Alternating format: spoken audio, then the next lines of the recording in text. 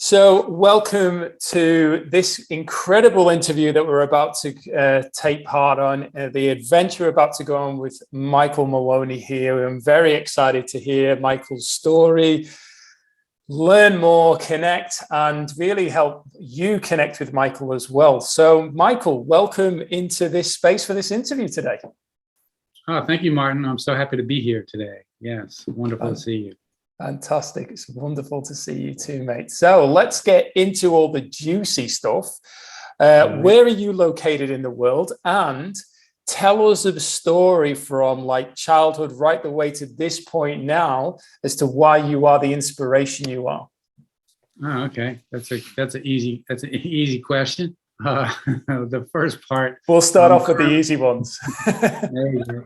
Yeah, the first one. I'm currently in southwest of France. That's in the Dordogne region.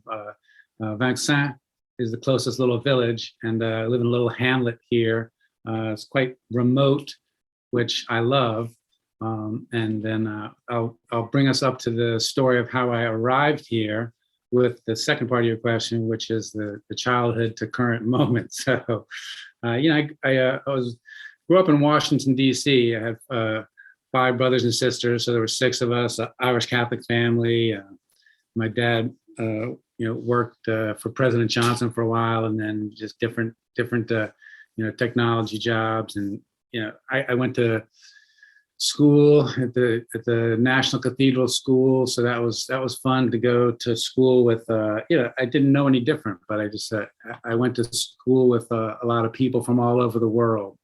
Especially political appointees, their children, their sons would go to this school. So I got exposed to a lot of different cultures, a lot of different ethnicities. It was just a lot of different diversity as I was growing up, and so that was really important to my experience of life as a child and growing up.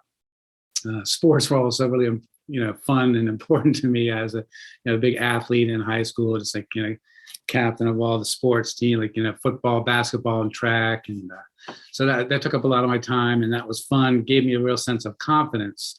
And so just like sports, and then just these the academics was really a great environment for me to get my education in. So I feel very blessed by that. And then after high school, I went to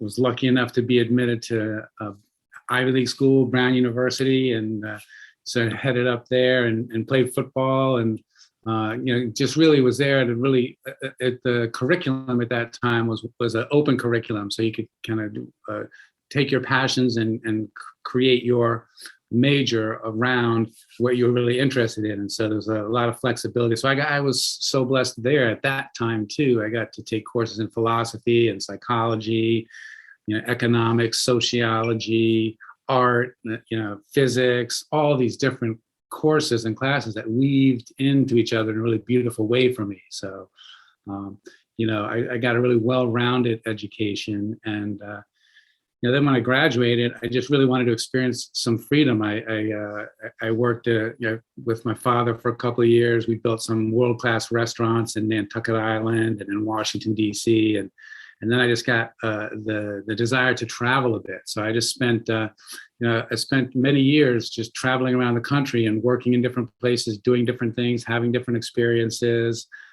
So that was just really wonderful. I didn't want to get locked into a career track at that time, because I just had too many questions about life. And so that just led me out on the road. And, I got interested in different things, and, became I was a ski instructor in Park City, Utah. And while I was there, I became a massage therapist because my friend's mom owned a spa. So I worked there, and that was great. And then it led me into studying I studied hypnotherapy, and then I got really interested in the way the mind works and laws of suggestibility. And, so that was really fun. Just I worked and traveled for many years, and then I went back to school to get, a more solid education in psychology, so that when I was taking people onto these deep journeys, I was a little bit better prepared to manage the things that might come up. So I got got my master's in holistic counseling, and then I entered a doctoral program in mythological studies from a depth psychological perspective. That's a mouthful. And I just really studied just world sacred traditions and got interested in alchemy at that point. Carl Jung, the great Swiss psychiatrist, is fascinated by alchemy, and I became fascinated by alchemy. And so alchemy just became my focus for my dissertation, alchemy and transformation. And I just realized that for me, what alchemy is it's about raising the vibration of anything and everything. Like there's like a highest vibrational frequency that is contained in everyone, everything in life. And sometimes things and people and situations get off track. And so for me, the process of alchemy is kind of a realignment with that highest divine spark of energy that gives you the greatest connection to your highest and best experience of life. So I just really, I spent while I was doing my PhD, I also had a company in Silicon Valley. It's a manufacturing facility creating parts for the semiconductors that create all our cell phones and computers. And so I ran a group of about 150 skilled machine operators and managers, and helping them get along and communicate better and understand how to live up to their greatest potential. And so I was really successful at that. And we sold the company. And then I went on to really start working with individuals and small businesses, just helping them have their greatest success. And so I moved from Sebastopol, California. My company was in Silicon Valley. And then after I sold the company, I moved to Sebastopol, which was an hour north of San Francisco. So beautiful. It's like 20 minutes from Bodega Bay, the beach, beautiful. And also Armstrong State Park, the huge, beautiful redwoods, was 15 minutes in the other direction. So I was like, mountains and redwoods and the beach, all my favorite things. And so that was just really wonderful. And so I just lived there for another 5 or 6 years, and then moved back east to Cape Cod. I had like roots on the Cape. Like I said, I had the experience in building restaurants in Nantucket and had a lot of friends there. So my friend Murph's an organic farmer in Truro, Mass. So I moved back to hang with Murph for a while and eat some of his organic produce. And that was great, got me nice and healthy. And then, most recently, I had spent some time, my mother had a health challenge. She fell and broke her hip and needed help, recovering from surgery. And none of my other brothers and sisters could be bothered, shall we say. So I went out to Arkansas for a year and a half to help her heal and get better. And then I had become involved in these mastermind communities that you and I are part of, and that just I met some people, and one of them in particular, and decided, what, and I was dealing with people in different time zones, and I was in the U.S. and most of the people I was dealing with and were over in Europe or Australia. So I just last January, January 2022, I just packed a bag and hopped on a plane and moved to Europe. And so now I'm in Southwest France, and at the moment, I'm going through a real opportunity. There was a huge hailstorm that came through here about a month ago. And I was talking to one of my friends from this, she's a minister at the Centers for Spiritual Living, a friend of mine from Atlanta, Georgia. And she was talking about how sometimes when things like that happen, it's like among just a natural phenomenon. This very, it's like a once in a lifetime event. It's never seen the hailstones were literally hail rocks. They were bigger than golf balls, or like the size of lemons.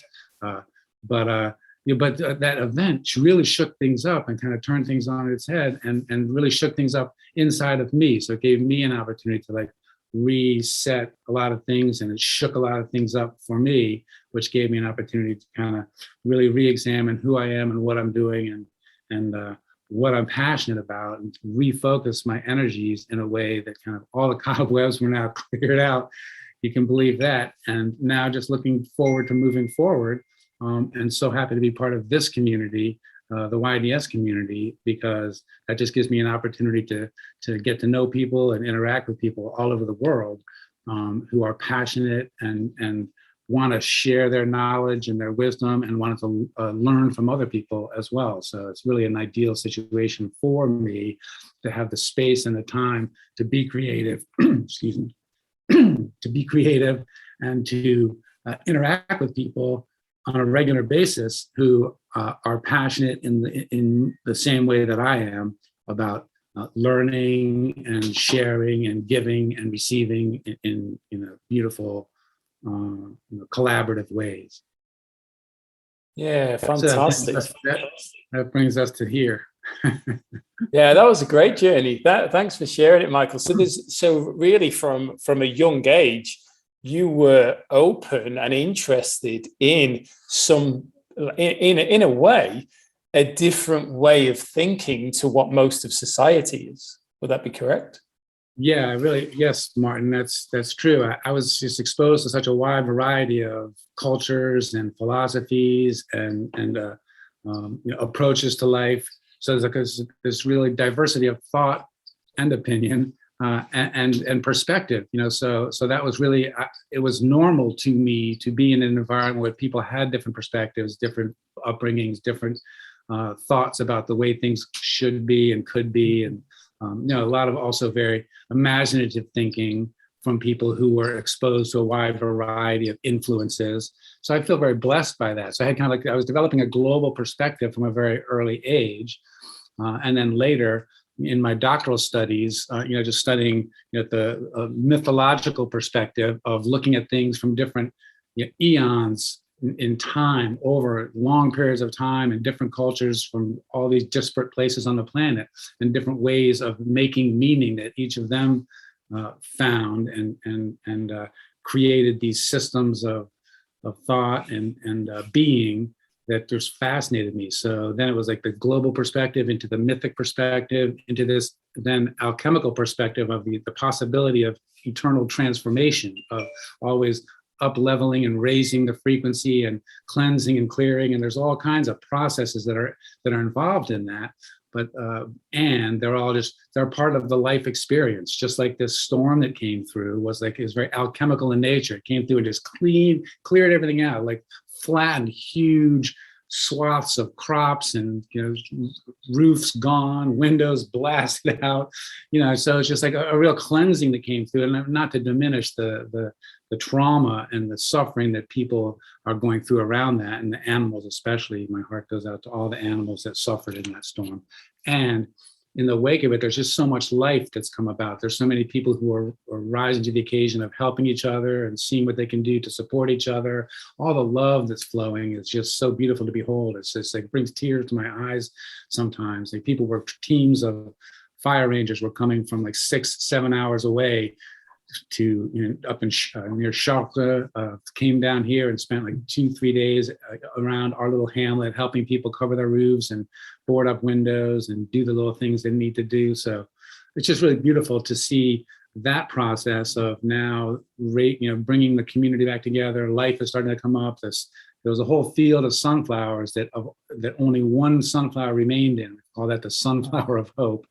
And so that was a drastic scene, a little bit poetic, but maybe even macabre in nature. But then now there's all these new sunflowers coming up. So new life is springing around. Buds are coming on the trees that all the leaves were ripped off of. So I'm just actually seeing and living through this alchemical process of cleansing and purification and reanimation. So it's really beautiful to be in this space and place of participating in this alchemical process, and then also being involved in the work myself as I talk to people in the masterminds and master classes and participate with other people and allow myself to be transformed by the experiences I have in these wonderful conversations that take place and these interactions that are possible in these masterminds and master classes, in this community in particular. So it's wonderful. Yeah, there's so much there that was that are related to Michael, and in particular, we've been masterminding on this book. So working with the law, Raymond Hollywell, the universal laws, and the one that I was reading this morning was around the law of supply. And in there, Raymond actually says that nature does not destroy, nature only creates. And we often see it as destruction. So you think around that field full of sunflowers, the way that he was explaining it was that all of those sunflowers perish into the earth, which nourishes the earth ready for new life. And feeds different insects and animals and all these things. And yes, there's adversity and there's challenges, but even if you think around the beautiful thing that you shared there of the creation, which was the connection of us as human beings coming together to assist and support each other, where in some cases we may have just passed each other in the street, but now because of this new creation that needs more support around it, it creates unity. Yeah, beautifully expressed, Martin. That's so wonderful. And now I'm gonna have to check into the working with the law, because interestingly, that's synchronistically that book, the title of that book, just popped up on my computer screen yesterday out of the blue. I have no idea where it came from or why, but it was like I was going through all these old files in my computer, and there it was. So that's definitely a sign to follow that up. But on that point, I was having a conversation yesterday, and I was really just talking about how touched I was, moved to tears as I realized how people have come together in the wake of this event, this catastrophic storm, and supported and really paid attention to what was happening in a much deeper way, related to each other in a much more authentic way, caring way. This whole energy of living together and supporting each other and loving each other and helping each other is just so incredible to be part of and to see and feel. And that's what I live for. I was just talking about how my whole life I wanted to be in that deeper place of experience of life, not on the surface of, what's happening and who's doing what, the superficial level. Although everybody has the right to talk about whatever they like, I'm most comfortable in communities and in interactions and in relationships where we're looking at the deeper aspects of life, the more nuanced approaches to what does life really mean for me? Why am I here? What am I doing here? Where am I going? How can I be of service? How can I access a sense of unity and togetherness with others that I feel good being around? So, it's really incredible the way a tragedy or a catastrophe can really bring people together in a way that nothing else can. And then out of that, there's been so much closeness and a much deeper relatedness between everybody on this hamlet and then people, far and wide who we've been communicating with about what's happening and just the whole sharing of the experience in a way of acknowledging that something happened. And we've been treating it as an adventure, just keeping a smile on our faces as we move forward to get everything done and not looking at it, like you said, as a tragedy of destruction, but as an opportunity for growth. And, it's like a creative force that has come through and spurred all this new life, new relationship, new togetherness, new unity and inspiration and growth. So, it's exciting, but it's also challenging. Oh, absolutely. It's I think when something's different to what we're used to or we've never experienced it before, it's a new challenge, and it's that opportunity for adaptation to take place, that growth in it and learning something which then helps with the ability to relate to other people as well on whether it's a different experience, but still it was through adversity, and it was something that people had to work with. So with a lot of what you've shared there, your curiosity to learn new cultures, learn techniques. I mean, I loved it when you said around diving deeper to be able to support people as things were coming up. So you were wanting to evolve your own level of awareness, skills, and techniques to be able to assist these people as they were shifting through and stuff was coming up, rather than in a way asking a question that sets a bomb off of someone. They bring out all this stuff and all this stuff's then brought to the surface they don't know what to do with it, and you leave them there, and in some cases it can be quite catastrophic. It can literally be the end of people's lives if those things aren't nurtured and help them get through.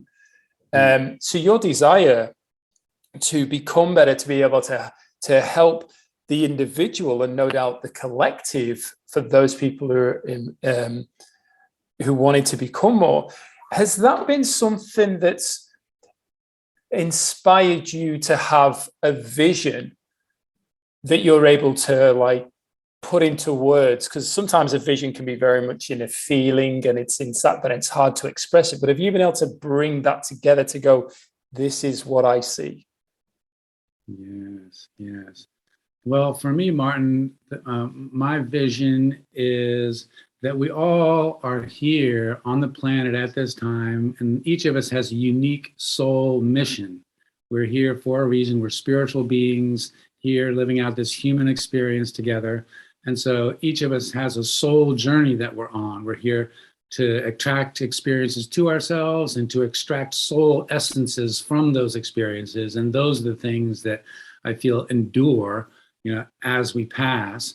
And so those are the things that are of most importance to me, is like, how can we align ourselves with the experiences that we're attracting to ourselves and extract the greatest level of growth and insight and awareness and learning and building strength for the future. And so my feeling is that we each have a unique soul mission, and my passion is to guide people along the path of aligning with their own unique soul purpose and mission, and then finding ways to support them that allow them the growth at the pace they need with the support that they need. Because as you said, everybody has different needs. And so sometimes it's micro step by micro step towards a small goal as part of a larger goal.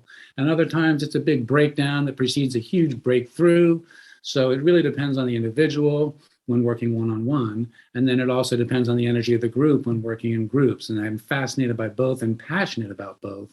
And so the work I do with individual clients or small groups of clients is wonderful. But I really love how I'm able to connect with people in the YDS community in these groups that are small enough and intimate enough to be able to develop that really close relationship and have a kind of sense of intimacy with and connection with and an understanding of what's happening energetically with the other people on the call. And then also sometimes when there's calls after calls and people show up, there's a history that develops, and that's great. But it's just a great opportunity to be able to connect with people and be supportive in the classes and masterminds that I run, and then also be supported and learn more and more about people, about experiences, to learn from other people's challenges myself, since we are all one in essence. So it's like we're all having our own experiences, so each of us parts of each other in this huge grand journey called life.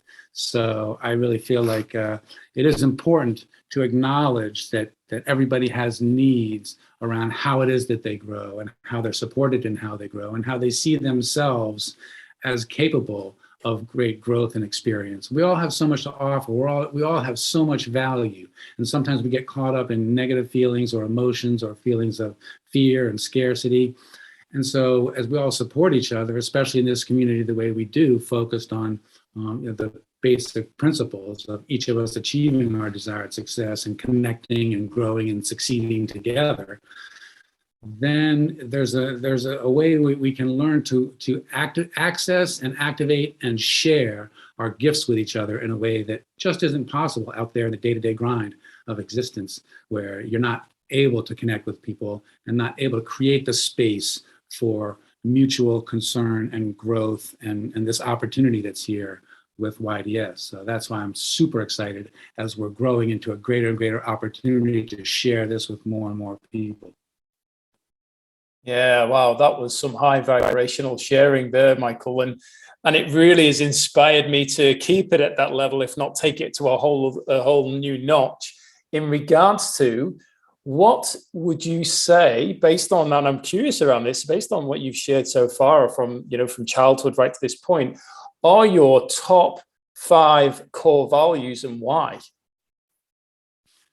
Well, my top 5 core values, I would say they're authenticity, vulnerability, integrity, generosity, and humor. And humor, because I feel it's like important to have fun no matter what we're doing. Sometimes I'll tell a quick story on that. At one point, I was living with a friend of mine, helping him with his career out in Hollywood. Great best friend from college, and then we had an opportunity to go up to British Columbia, Nelson, British Columbia, to make a film called Starlight with Willie Nelson. Willie Nelson was driving up in his bus, the Ramblin' Rose. So he showed up in the mountains up in British Columbia, and so we spent about 6 weeks up there making this movie with Willie. And we used to sit in his bus at night, and he'd play us songs and tell us stories, and various other recreational activities that he was involved in. And but one time he was playing a song for us, and he just said, he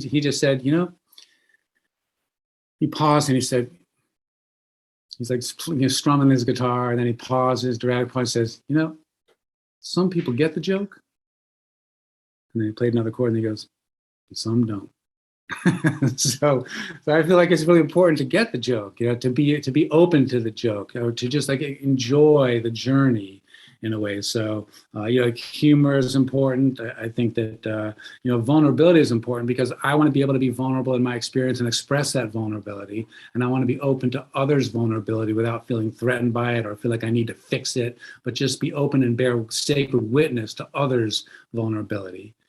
And then the authenticity piece is just, I really feel like it's important for me to find a place of self-confidence and enough esteem to show up as myself authentically, without feeling I need to hide behind any mask or any position or any thought about who I should be, but just to show up as myself authentically and know that that's okay. And that's been a journey to get to that place. Believe me, it's an ongoing journey for sure. So yeah, those are my core values and how it is that I hold them as being so important to me, because those are my guiding forces. And sometimes when I get off track, I can feel that something's not feeling good, not resonating. Then I take a look at where in my experience of what's happening have I lost track of what my core values are, and how can I get realigned with what I know fills my soul with joy and keeps me vibrating at that highest frequency, where I can be nurturing to myself and practicing good self-care, and then able to, as a result, be generous with my participation with others in a way that is fuller and more aligned with what's needed in the moment. Yeah, beautiful. Thank you for sharing those for us. And we definitely did go up to a new notch there, another level. definitely rose. And I think that you've obviously experienced a lot in your life, and I'm always fascinated with people when they're sharing more around the level of openness to become a better human being, to evolve, to learn different cultures. I was very much in a box in the beginning, growing up in England and so on. So when it was only really when I moved to Australia that I didn't know anybody here pretty much, and I had to meet new people, and there was so many more cultures around me that I was learning from and getting friends from different areas of the world. And then moving online, or rather working online, I've got so many friends all around the world, and learning and listening to their journeys and so on. So with your life experience to this point, Michael, what would you say if somebody was to say, and this somebody is me in this moment, give me one piece of advice that you believe is important to share with somebody else based on your life experience? Well, what would it be? That's a great question, Martin. And it's pretty deep, isn't it? Andy, the one, and I'll take you right to where you need to go with that one, which is, one piece of advice that I would give is to develop a relationship with your soul. And, I think it's just so important to be open to. All the work that I do is around understanding what the soul wants for me in my life. And I help other people understand what their soul may want for them in what they're going through. And it's just a way of always looking at what's going on.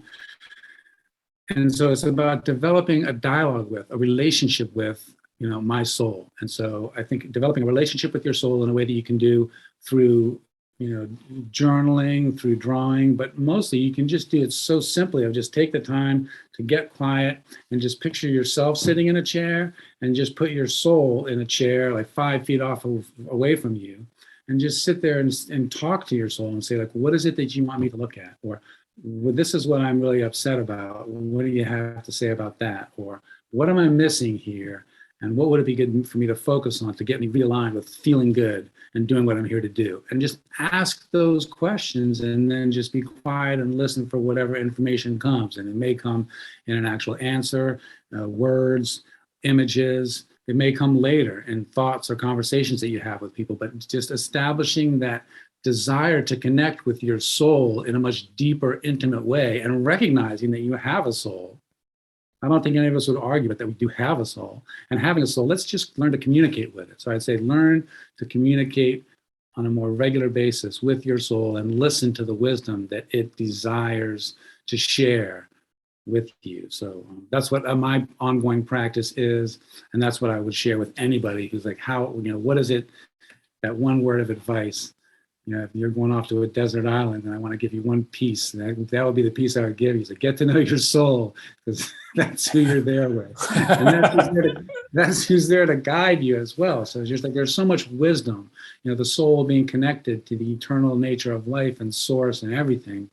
And so just like lean into that, huge reservoir of information and energy and love and caring and guidance, and extract, what you can on a daily basis, just to keep yourself aligned and nurtured and excited about the journey, because we are on a journey to discover more, and to experience more.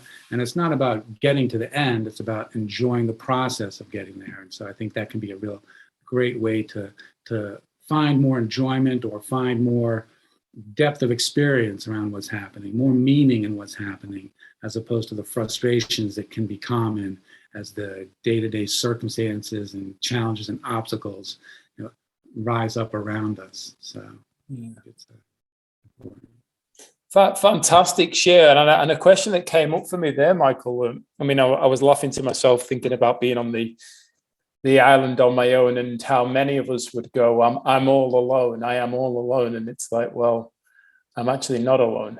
But there's this incredible disconnection we have, many of us, to self, and we try to entertain ourselves with external things and say we're lonely. And I know I've spent time with you in a session that really helped with myself. And I'm curious to know, what is the soul to you?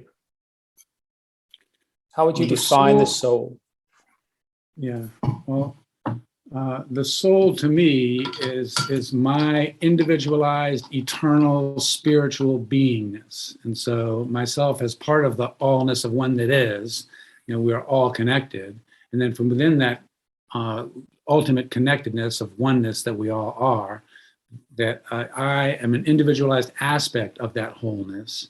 And my soul is that connection to the whole. And it's like that spiritual part of me that's connected to the whole, and has expressed itself through me into this physical space to learn, to grow, to experience life from the human perspective. And so the soul is that eternal spiritual part of myself that's connected to the all that is, and has access to all that wisdom and beauty and love, and that is wanting to share that with me in a way that supports me in this human journey that I'm on. So that's why I feel it's so important to work to stay in connection with my soul, with that eternal spiritual aspect of myself that knows everything that I've ever experienced in any lifetime, in any situation, and can guide me in a more intuitive and intelligent way than I could ever do on my own with my brain and my mind and this body, which gets confused at times. Yeah, that was a beautiful share, and I've resonated so much there, Michael. And my curiosity around the question was that I was actually at an event with a guy who's helped a lot of people, but he actually said there that the soul is a load of BS, and I was like, that's interesting, and I didn't. I mean, it's his opinion, his view. And he's very loud in his views. For instance, he started the whole weekend event off. This is the best event you will ever go to. Well, come on, mate. Like that's a finite mindset to me. There's no way you've ever experienced every other event in the world to be able to make that judgment. There's a lot of ego there, but I found it interesting, and that's especially with spending time with you, being around you on these calls, listening to you, how you've helped me, it all resonates. And like the work you do, and I really want you to amplify on this rather than it coming from me. It's the words that come to mind or the way that I could explain it is, I feel like I'm being touched internally. Like not on my skin, there's something happening within me that's kind of it's like a gentle holding, a guiding, if you will, this nurturing to help reconnect and move in the direction that I wish to go.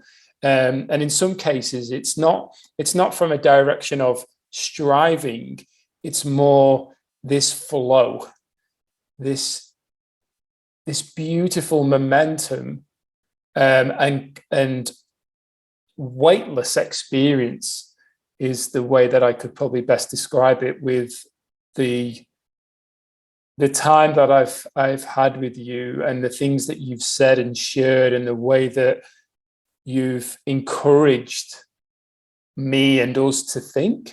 It's certainly what I've received.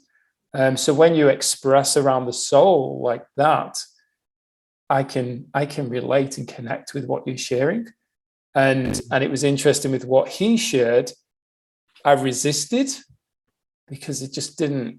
I was like, I actually feel something greater than what you're saying.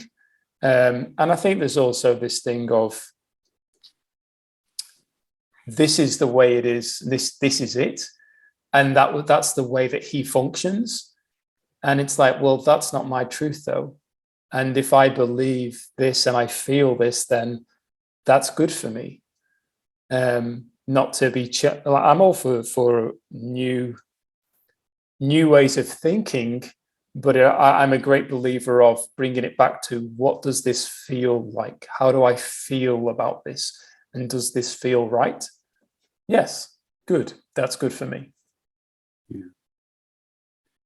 Yeah, it's interesting, isn't it, that everybody has their own perspective, and it's like the adage you've heard, it's like, whether you think you can or you think you can't, you're right. And so it's like, whether you think you have a soul or you think you don't, you're right. It's like, it's your choice.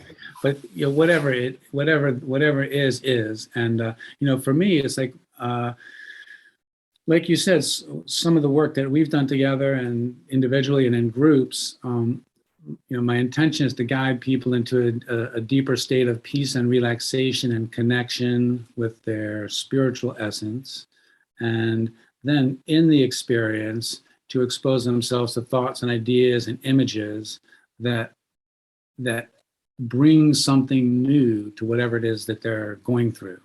A question that they have, a challenge that they're facing.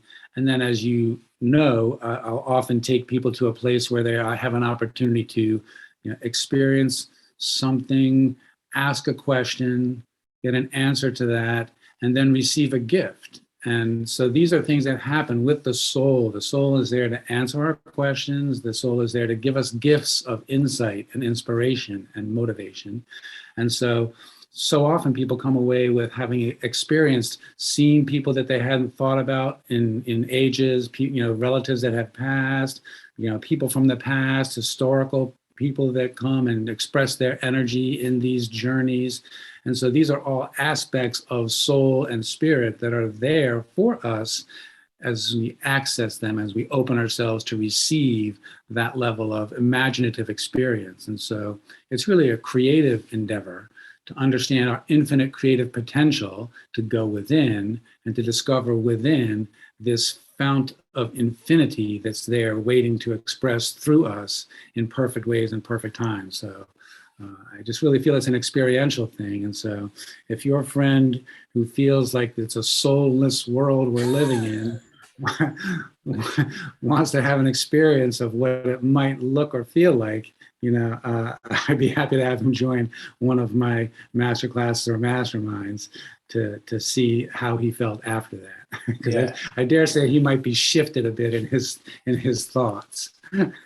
Absolutely, and that highlights the individual in regards to the openness to receive, but by stepping into this space, and also not only just stepping in, like clicking on the button to join the call, actually showing up and being open and being present, because as you said there, whether you believe it or you don't believe it, it's the truth, it's the reality.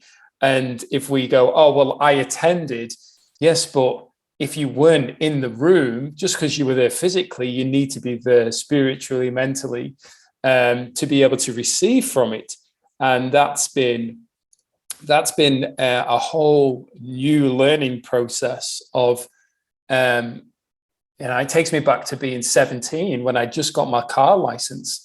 And being Italian, my mum's Italian, so we went over to Italy, and I didn't want to be in Italy. I wanted to be back with my mates driving my car, because that's all I ever wanted.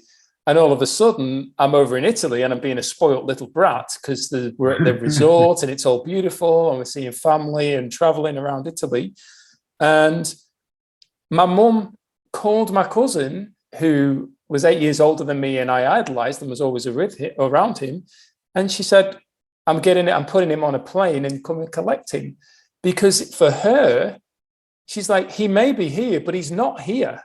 He isn't here as who he actually is. He doesn't want to be here, so he may as well go, because it isn't helping him and it isn't helping any of us enjoy this environment and what our experiences are. And I think that's an important part of why a lot of people, they may have a want to become better, for instance, and step into a space or get a membership like the gym. I want to get healthier. Buy a membership. Well, now you have to go and exercise. Just because you've got a membership card doesn't mean you're going to get healthier. There needs to be some kind of energy exchange that's taking place there for things to change, which really amplifies with what you were just sharing about a lot of the things that you do and you're passionate about. You've got quite a few calls that you facilitate within the Your Desired Success space. So tell us more about them, what they are, and why you created them, what you do within them. Okay. Well, thanks, Martin. Currently, I teach a masterclass called The Alchemy of Success. And what I bring to that is there's certain principles of success that are time-tested and proven, and Napoleon Hill talks about those. So they're like the perennial truths of success: what it takes to succeed, what you have to put in, what you have to want, what you have to articulate, clarify, all those things. And so there's principles of success that I learned specifically from Jack Canfield, who's a friend of mine and mentor. And, so he was, obviously in that whole realm of, being educated himself by W. Clement Stone and all the great, philanthropic educators from the industrial age. And so now I take those success principles that he's distilled and then bring my alchemical sensibility to those and my transformative practices to help people access the truths of these principles of success in a way that personalizes it to them and helps them ground themselves in a new reality, releasing the wisdom and the potential that they have, sometimes locked up and sometimes just needs to be shaken up, dusted off, and breathe new life into it. And so there's the Alchemy of Success Masterclass, where I start off with a little instruction and then open it up to some interaction and learning and growth from each other. And then I also teach the Your Soul Calling, which is on the line of what we were just talking about. It's like I bring into the discussion for masterminding, what is it that you feel like your soul is wanting for you to experience through whatever challenge or obstacle or whatever joy that you're experiencing right now? And so, we share with each other different aspects of our journeys, our individual journeys, and how we connect that to what it is that our soul is wanting us to learn, to extract, what essences our souls are wanting us to absorb from the experiences that we're having. So that's a wonderful mastermind that I structure and guide, but it's very beautiful the way people show up and just show up with what's happening. Like you said, they click the button and then they show up, and in showing up, something new is activated. And so there's an alchemical reaction that happens when people bring their different energies to that meeting. So the Your Soul Calling group is a wonderful mastermind. And then I've teamed up with Bunky Slaw, who is a wonderful facilitator, and he and I together teach the masterclass, Alchemy of Inspiration and Motivation, Passion for Life.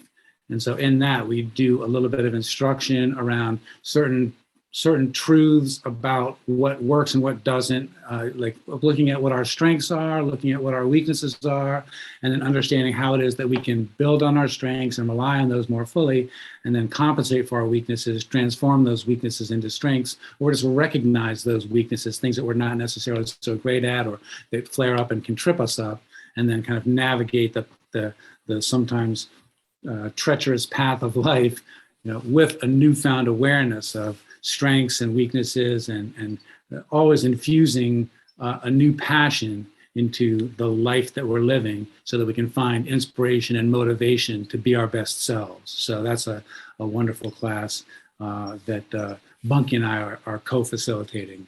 So those are the three that I have currently, and they're really a joy to teach and to guide, and looking forward to having even more. And so, it's just like really wonderful to be in the community and have people come and participate in a way that makes me feel great, being able to share my wisdom, my learning, my expertise, and then also being able to learn so much from everybody. Every time I learn so much more than I actually put out, because that's just the nature of this kind of alchemical transformative interaction that we're involved in. So it's always a joy. Yeah, fantastic. A lot of value there for us all as members to attend. And I've got on your calls, and I know what I've experienced. And it was interesting because as you were talking, the question that was coming up was, I'm curious to know, especially as if I'm going to put you in a bubble, so to speak, as a coach, why you chose to be a presenter in the space. And you touched on it then, you were sharing a little bit more, but like just focused on that. Why did you choose to be a presenter here? Well, interestingly, Martin, I had first got involved in a masterminded community, and then that led me to an awareness of the Your Desired Success group that you had started. And so I was participating in masterminds, and then that was a beautiful experience. And then in those masterminds, it just started to really awaken my passion for learning. And then it also touched on my passion for sharing and for giving and for teaching. And so when I realized that there was a possibility not only to access the community of beautiful souls that resonate with each other and want to wake up excited for life and learn and grow and love and live together, that was a way for me to be able to share my knowledge, training, and experience in a way that felt good to me, and passed it on, and then allowed me to learn from others who I was interacting with. So in choosing to be a presenter, not just a consumer of the beautiful experience of masterminding with others, but in presenting, it just gave me a whole new level of joy and fulfillment and satisfaction of being able to create a new place where people can go to learn a little bit something specific that I do that's part of my magic, and then have that magic contribute to the magic that everybody else is putting into the community. So it's just like this wonderful spiritual amusement park where you can go and ride all these different rides and have all these wonderful experiences. And, you know, one ticket gets you to all the rides, and it's just like such a beautiful experience. And I'm like, I have a couple of rides that I can put up, so let me put up my rides too, because, you know, the more the merrier. So, you know, that's like, it goes back to my core value of fun. I sort of wanted to have fun. It's fun for me to facilitate. It's fun for me to guide, to lead master classes and masterminds. And so I'm so happy to be able to do that in the YDS community. Fantastic. Thank you so much for sharing, mate, because the thing that was coming up there was, if you could wrap it up into one word as a presenter on how you feel, what would be that word? And then you said fun, but what is that the word you'd still use? Definitely, because I think fun is just like enjoyment. You know, is the enjoyment of it on all levels. The enjoyment comes from participation. The enjoyment comes from sharing and giving. So it's really the enjoyment is what the most central fact of it all is. Like knowing that I'm aligned with my purpose and my mission, knowing that I'm, you know, at least recognizing when I'm off track and that there's a possibility of getting back on track so that I can continue to enjoy the journey, even if parts of it are somewhat of a struggle. Yeah, I think that for me, it's important to keep that central ethos of enjoyment of life, of the journey, of the opportunities, of reaching, you know, our desired success is crucial, important. Fantastic. Oh, well, this has been a thoroughly rewarding time that I've spent with you today, Michael. So I want to thank you for showing up, first of all, choosing to be interviewed as well, accepting this kind offer of being in this space to come and share your own value, not only just to receive, but also, as you've just expressed there towards the end of the call, to contribute, sharing that your knowledge, your wisdom, your experience with other people around the world. So thank you for taking us on that incredible journey, and thank you for choosing to be a beacon of light in this space with us all. Thank you for the opportunity to be here and have this beautiful conversation with you, Martin. And I'm looking forward to meeting more and more people as they understand the possibilities that are waiting for them here in YDS. Fantastic. Thanks, buddy.